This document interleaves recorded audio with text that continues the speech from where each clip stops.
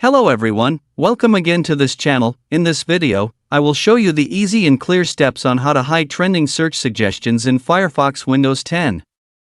So how to hide trending search suggestions in Firefox Windows 10? Make sure you keep watching this video until the end. Let's get started right away. Firstly, just go to Firefox browser on your computer or laptop. This is the Firefox browser display. Then move the cursor to the top right of the screen. Here are many menu options.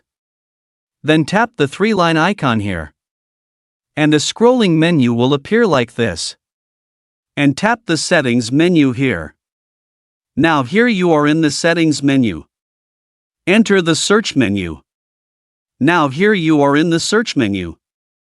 Tap Show Trending Search Suggestions.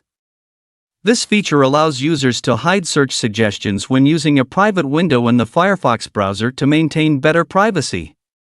So that's it, the tutorial how to hide trending search suggestions in Firefox Windows 10. Thank you for watching. I hope this video is useful. See you in the next video.